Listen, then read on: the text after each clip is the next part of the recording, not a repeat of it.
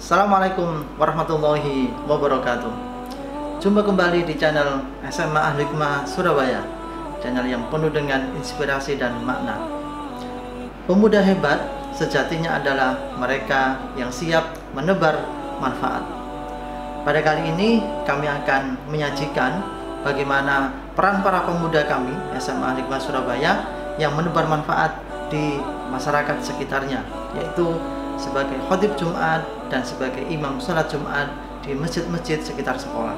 Luar biasa peran mereka di usia yang masih belia. Mereka sudah menjadi orang-orang yang benar-benar bermanfaat di masyarakatnya. Bagaimana aksi mereka? Yuk kita simak bersama hanya di channel SMA Al-Hikmah Surabaya.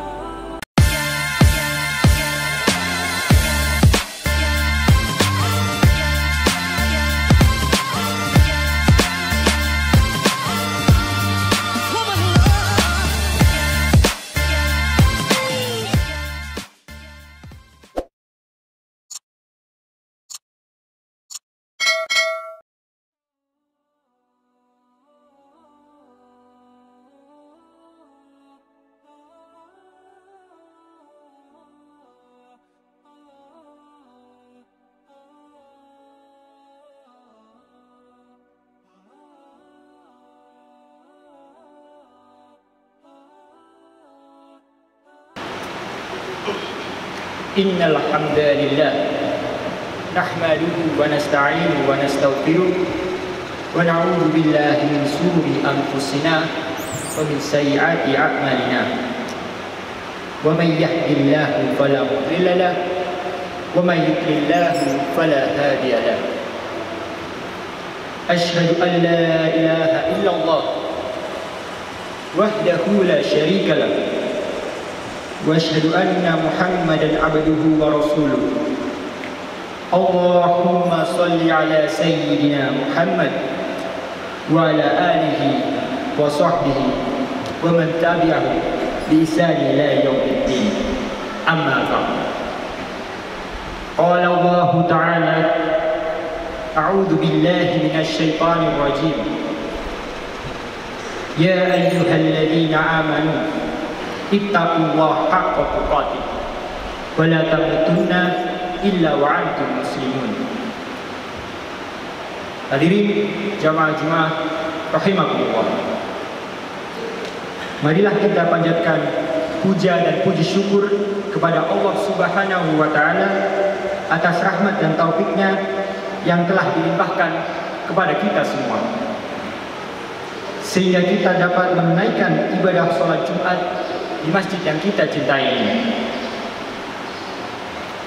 Hadirin jamaah Jumat rahimakumullah, tidak terasa hari ini sudah menginjak tanggal 1 Rabiul Awal.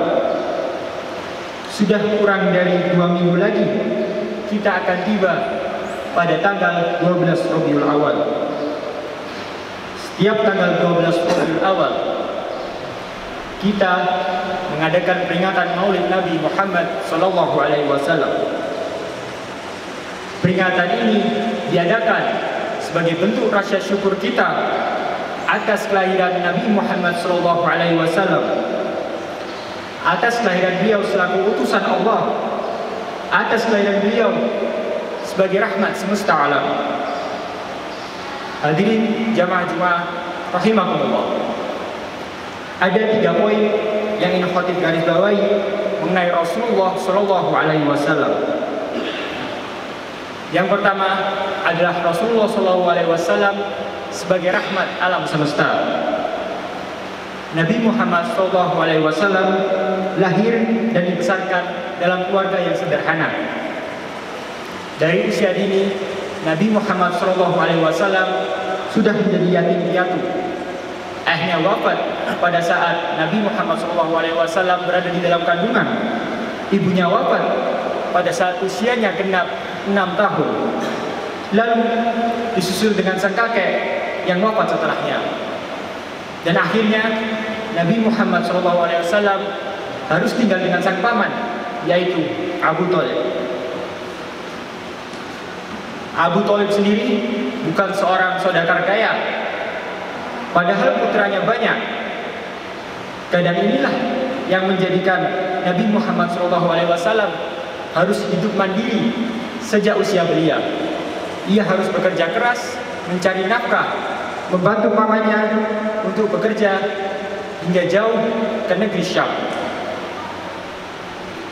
Ia juga pernah bekerja sebagai pengembala kambing, yang mana kita tahu menjadi pengembala kambing bukanlah pekerjaan yang mudah.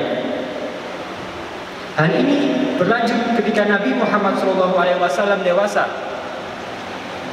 Ia bekerja sebagai salah satu karyawan kepada saudagar kaya yang bernama Khadijah. Ia menjalankan pekerjaan untuk menjalankan dagangan ataupun usaha dari saudagar Khadijah ini. Dan dari hubungan seperti ini kita ketahui bahwa Nabi Muhammad SAW akhirnya menikah dengan saudagar ini, yang akhirnya kita tahu hubungan tersebut berakhir dengan bahagia. Jemaah Jumat rahimakumullah. Kehidupan Nabi Muhammad sebagaimana uraian tadi dapat kita temukan rekamannya dalam Al-Quran surah Ad-Duha ayat yang ketiga, yang artinya Tuhanmu tiada meninggalkan kamu dan tiada pula membenci kepadamu. Ayat ini bermakna bahwa Allah Subhanahu wa Ta'ala tidak ada sekalipun maksud untuk meninggalkan Nabi Muhammad SAW di waktu kecilnya. Tiada maksud Nabi Muhammad SAW diterlantarkan oleh Allah Subhanahu wa Ta'ala. Allah Subhanahu wa Ta'ala tidak pula membencinya hingga ia harus menjadi yatim piatu di saat usia yang masih sangat belia. Kita tahu bahwa ayah Nabi Muhammad SAW meninggal pada saat Nabi Muhammad SAW masih dalam kandungan, lalu dilanjut dengan ibunya pada saat ia berumur 6 tahun, lalu dilanjutkan dengan kakeknya. Dari semua penderitaan ini tidak ada maksud satu kali pun Allah Subhanahu wa Ta'ala melantarkan, tapi yang dimaksudkan oleh Allah Subhanahu wa Ta'ala adalah Allah Subhanahu wa Ta'ala ingin menjadikan Nabi Muhammad SAW sebagai pribadi yang kuat untuk mempersiapkan dirinya Nabi sebagai Nabi zaman akhir atau akhir zaman. Nabi di penghujung akhir zaman ini tentunya memiliki beban yang berat, sehingga Allah mempersiapkannya menjadi pribadi yang mandiri dan bertanggung jawab.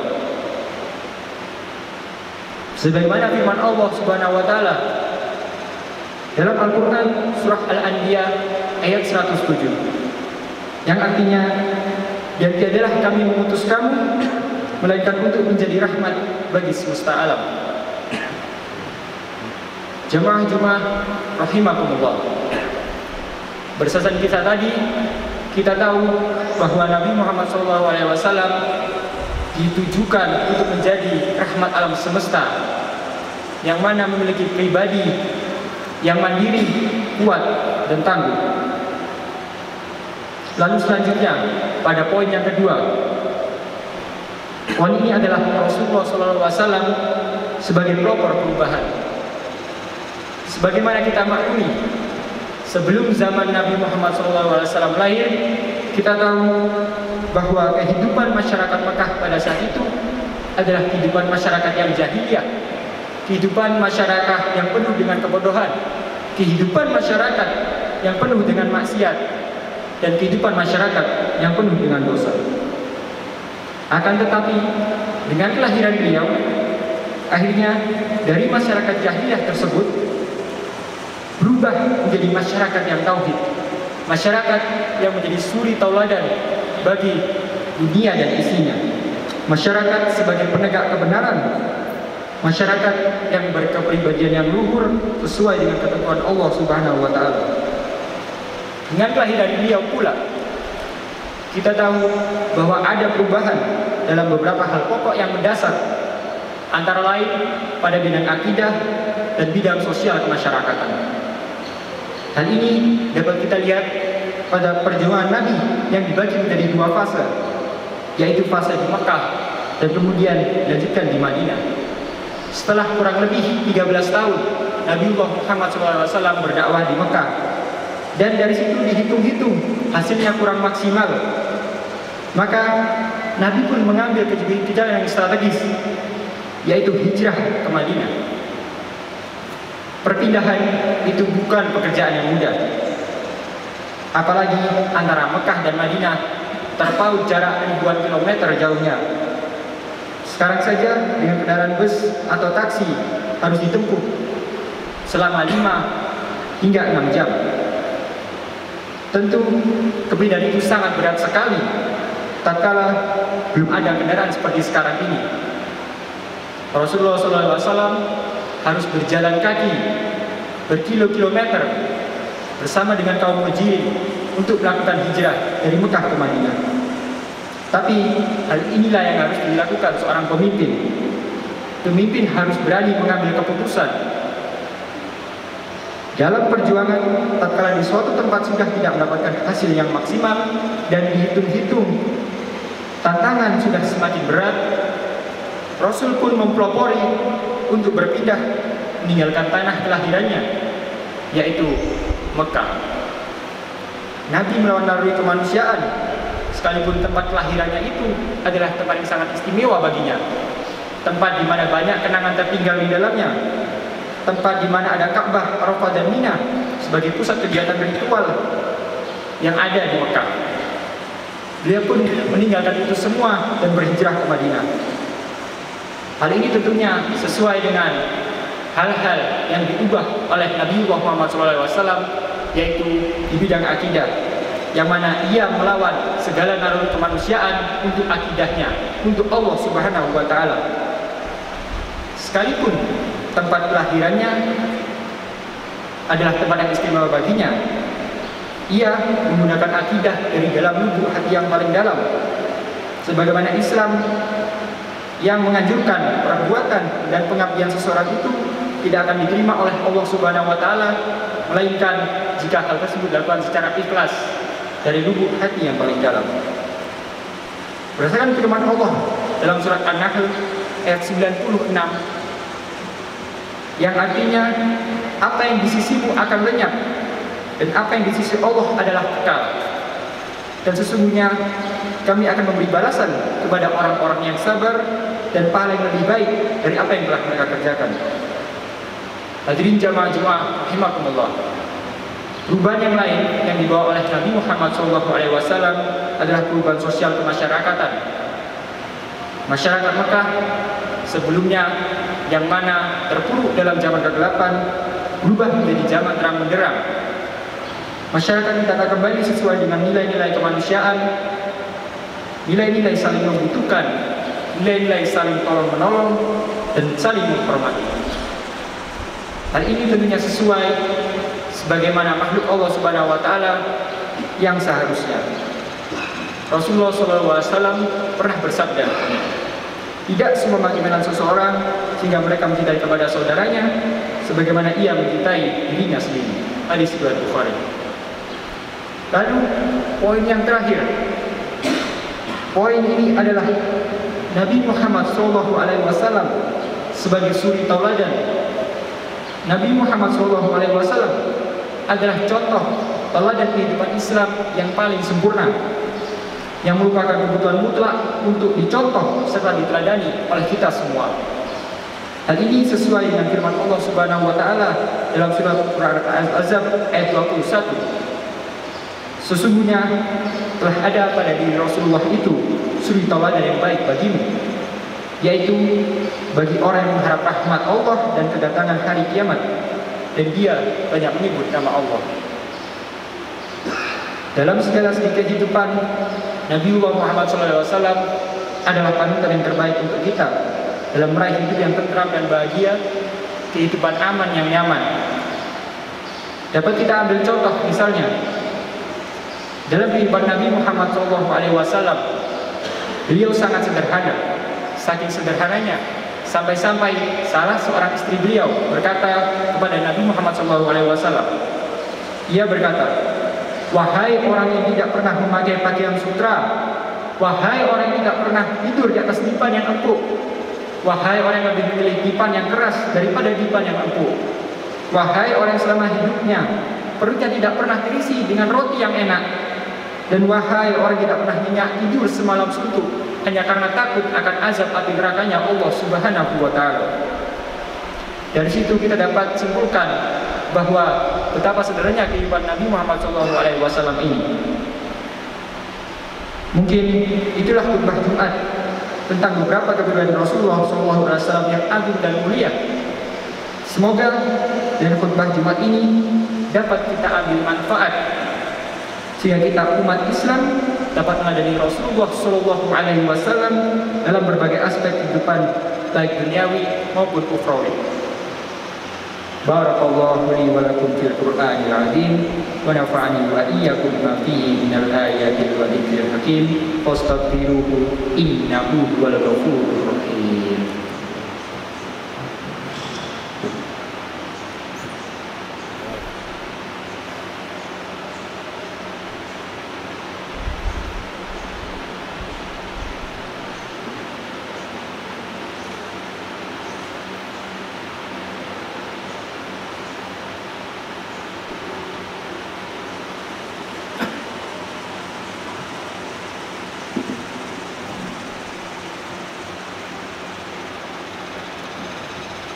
Alhamdulillahilladzi arsala rasulahu bil huda wa dinil haqq yudhhirahu 'ala dini kullihi walau karihal musyrikun.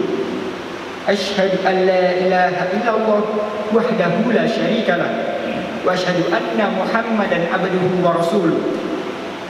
Allahumma shalli wa sallim wa barik ala nabiyyina Muhammad wa ala alihi wa ashabihi wa man tabi'ahum bi ihsani ila yaumiddin.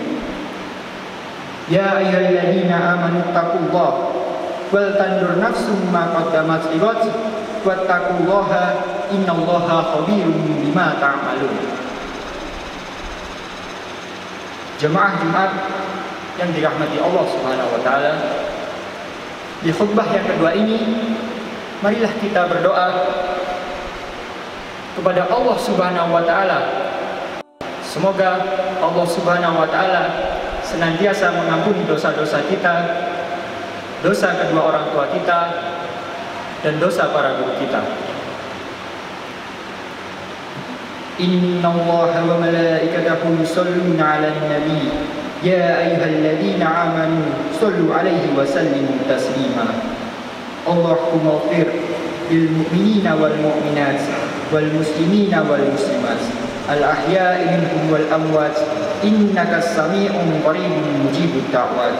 Allahumma ighfir lana dzunubana wa dzunuba walidaina warhamhuma kama rabbayana shighara. Rabbana zalamna anfusana wa illam taghfir lana wa tarhamna lanakunanna minal khashirin. Rabbana atina fid dunya hasanah wa fil akhirati hasanah wa qina adzabannar. Walhamdulillahi rabbil alamin. Ibadallah, innallaha ya'muru bil adli wal ihsan wa ita'i dzil qurba wa yanhauna 'anil fahsya'i wal munkari wal baghi ya'idukum la'allakum tadhakkarun wa la dzikrullahi akbar. Aqimis shalah. Allahu akbar.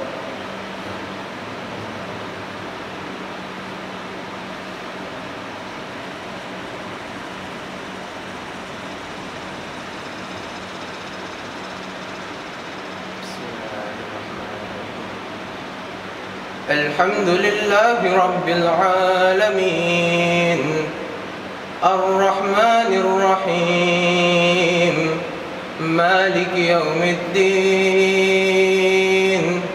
iyyaka na'budu wa iyyaka nasta'in ihdinas siratal mustaqim siratal ladzina an'amta 'alaihim ghairil maghdubi 'alaihim waladdallin.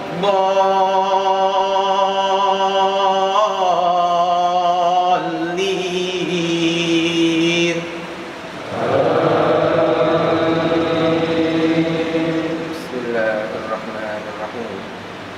Aqimis salata liduluki syamsi ila ghasaqil laili wa qur'anal fajr. إن قرآن الفجر كان مشهودا ومن الليل فتهجد به نافلة لك عسى أن يبعثك ربك مقاما محمودا وقل رب أدخلني مدخل صدق وأخرجني مخرج صدق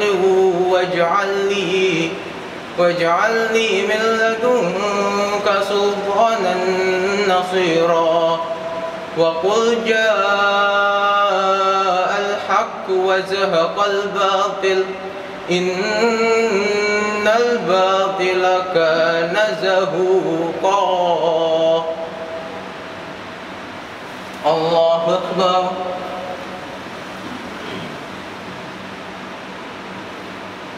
سمع الله لمن حمده. الله أكبر.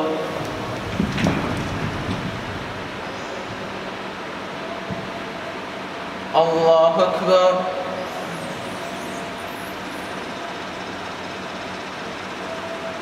الله أكبر.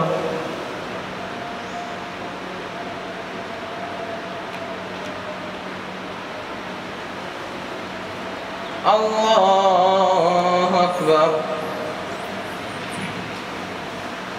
بسم الله الرحمن الرحيم. الحمد لله رب العالمين الرحمن الرحيم مالك يوم الدين إياك نعبد وإياك نستعين اهدنا الصراط المستقيم صراط الذين أنعمت عليهم غير المغضوب عليهم ولا الضالين.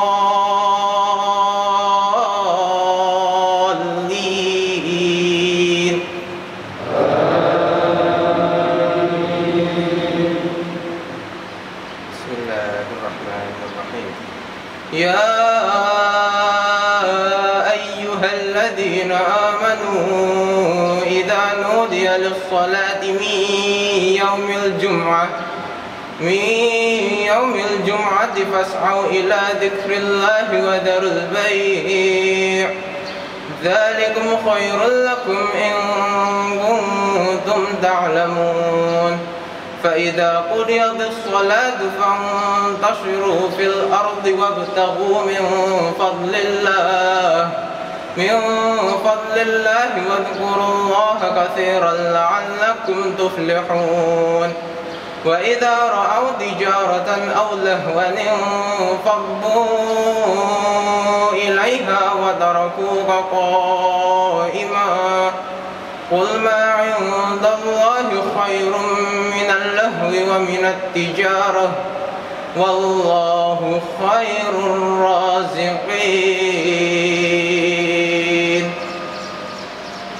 الله أكبر.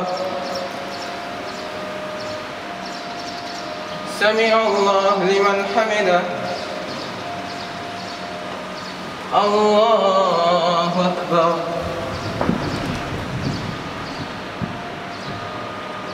الله أكبر.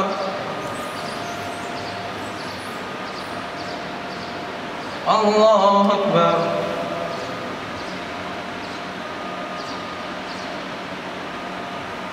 الله أكبر.